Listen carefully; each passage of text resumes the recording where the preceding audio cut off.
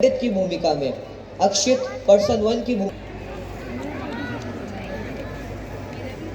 घर एक जरूरत, एक इच्छा, एक सपना। छोटा हो या बड़ा, हर आदमी चाहता है अपना एक घर, जहां बसाए वो एक खुशियों का संसार। सपना तो हर एक का यही होता है, लेकिन मुकम्मल मुश्किल से होता है। दृश्य 1। 3-4 मजदूर काम कर रहे हैं।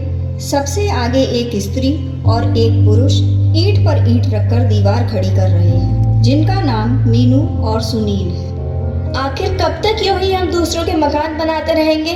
वो वक्त कब आएगा जब हमारा भी एक घर होगा?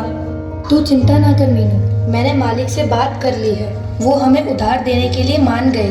ब्याज दर थोड़ा सा ज्यादा है, लेकिन भला हो उस महापुरुष का, वरना हम जैसे देहाती मजदूर को भला कौन सा बैंक लोन देने बैठा है। अरे वाह, इतनी बड़ी बात आपने मुझे बताई क्यों नहीं? मैं तो खुशी से पागल हुई जा रही हूँ। मैंने भी कुछ रुपए जमा कर रखे हैं, उनको मिलाकर हम भी अब अपना एक छोटा सा घर बना लेंगे। ज्यादा कुछ नहीं चाहिए, बस एक हमारा कमरा, एक छोटी सी रसोई और एक कमरा हमारे बच्चों के लिए। अरे अभी तो हमारे बच्चे ही नहीं, एक फालतू कमरे पर पैसा क्यों लगाएं? अरे अभी से सोचने लगेंगे तभी तो उनको एक खुशहाल जिंदगी दे पाएंगे। तू भी पागल है मीनू। चल, तू कहती है तो एक छोटा कमरा हमारे बच्चों का भी। दृश्य 2। गृह प्रवेश की पूजा होती है।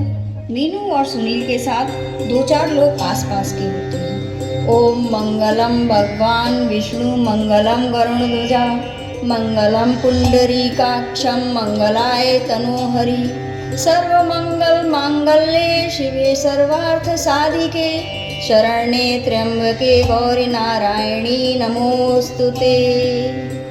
अरे वाह सुनील, घर तो ठीक ठाक बन गया तेरा। इतने पैसे मजदूरी से कैसे कमा लिए मेरे भाई? अरे भैया, हम लोगों के पास कहाँ इतना पैसा है। कुछ रुपए मालिक ने उधार दिए, कुछ ये मीनू ने जोड़ रखे थे, और जो बच गए वो गांव वाली जमीन बेचकर लगा दिए। गरीबों को तो एक घर बनाने के लिए दूसरा बेचना ही पड़ता है। अरे तो इसमें बुराई क्या है? शहर में अपना एक घर है, बच्चे यहाँ से पढ़ेंगे लिखेंगे तो कुछ बड़ा कर पाएंगे, और अम्मा भी गांव में अकेली परेशान होती थी, यहाँ आराम से रहेंगी। क्यों अम्मा? हाँ सही है, अपना घर तो आखिर अपना ही होता है। दृश्य 3। सुनील और मीनू काम कर रहे हैं। अचानक से एक व्यक्ति आता है और घबराई हुई आवाज में कुछ बोलता है। अरे सुनील भैया, गजब हो गया, दंगे छिड़ गए, जल्दी चलो, हमारे आदमियों को मार रहे हैं। अरे लेकिन हुआ क्या? सुबह तक तो सब शांत था। किसी को कुछ पता नहीं कौन लोग हैं, क्यों आए हैं, बस आते ही हमारे आदमियों को डंडे और लाठियां बरसा दी है। चलो चलो देखते हैं क्या बात है। मीनू तुम घर जाओ और अम्मा को संभालो, मैं देख कर आता हूँ कि क्या माहौल है।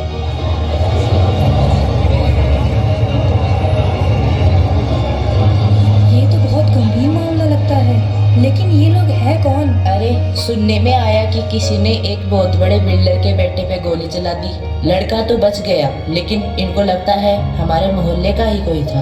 अरे कोई पुलिस को बुलाओ, ये तो सरासर गुंडागर्दी है। पुलिस उनके साथ आई है भैया, आज तो एक एक घर जलेगा इस मोहल्ले का। सुनील भागते हुए घर जाता है और रास्ते में देखता है कि दंगाकारी उसकी गली की ओर बढ़ रहे हैं। वो भागकर अपने घर पहुंचता है। मीनू जल्दी से सामान बांधो, हमें 1-2 दिन के लिए जाना पड़ेगा। ये दंगा बहुत बढ़ता जा रहा है। अरे लेकिन हमारा घर तो ये है, हम और कहाँ जाएंगे? वो देख लेंगे, अभी बहस का समय नहीं है। सामान बांधो और अम्मा को लेके चलो।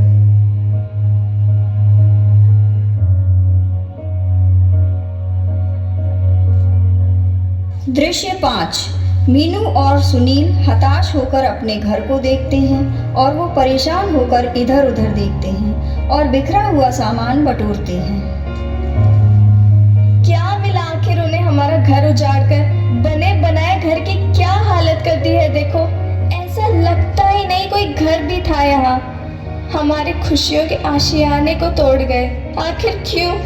हर बार गरीब को ही कुचला जाता है, क्यों हमारे घरों को ही निशाना बनाया जाता है? कभी कुछ ढूंढने के लिए, कभी कुछ छिपाने के लिए हमारी वस्तुएं ही क्यों छीनी जाती है? अब हम आखिर कहाँ जाएंगे? इस घर को फिर से कैसे बनाएंगे?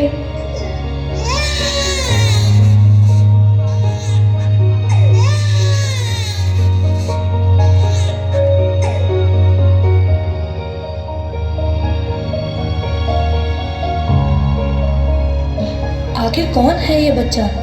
कितनी प्यारी सूरत है, आंखें ऐसी कि इसमें ही खो जाऊं, लेकिन निरंतर किसी को ढूंढ रही हैं इसकी आंखें, शायद अपनी माँ को।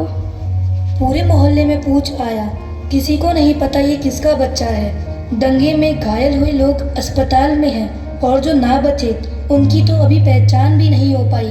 कैसे ढूंढेंगे इसके माँ बाप को? मैं सोच रही थी क्यों ना इस बच्चे को हम रख लें। तुम पागल हो गई हो क्या? ऐसे ही किसी बच्चे को उठाकर हम कैसे रख सकते हैं? इसके माँ बाप इसे ढूंढते हुए आएंगे तो? आप 5 दिन से इधर उधर पूछ रहे हो, अगर उनको फिक्र होती तो अब तक आ जाते। हो सकता है शायद वो इन दंगों में मारे गए हों और उनकी पहचान ना हुई हो। लेकिन फिर भी हम ऐसे ही इसे नहीं रख सकते ना। कागजी काम होते हैं, सरकारी दफ्तरों में जाकर साहब लोगों के दस्तखत होते हैं। इतने चक्कर हम गरीबों के बस में कहाँ। और फिर अब तो ना अपना कोई घर रहा है ना कोई ठिकाना। इस टूटे मकान की मरम्मत कराने के पैसे भी नहीं है, कहाँ रखेंगे इसको? सरकारी कामकाज आप जानो, मुझे उनसे क्या मतलब। मुझे तो बस इस बच्चे ने मोह लिया है। इन दंगों में इस बेचारे मासूम की क्या गलती है? ये तो अपने माँ बाप सबको खो चुका है।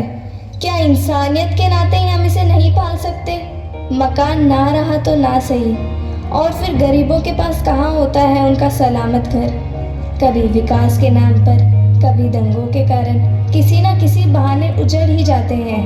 वो उजाड़ते हैं, हम बनाते हैं। इस बार भी बना ही लेंगे, लेकिन एक और मेहमान के साथ। इस बच्चे को पाकर मुझे तो अब अपना घर इसमें ही दिखता है।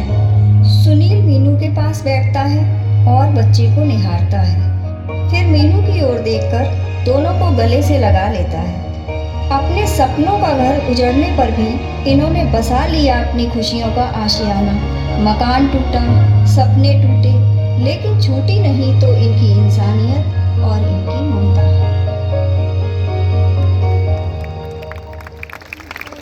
इस नाटक के माध्यम से हम समाज के महत्वपूर्ण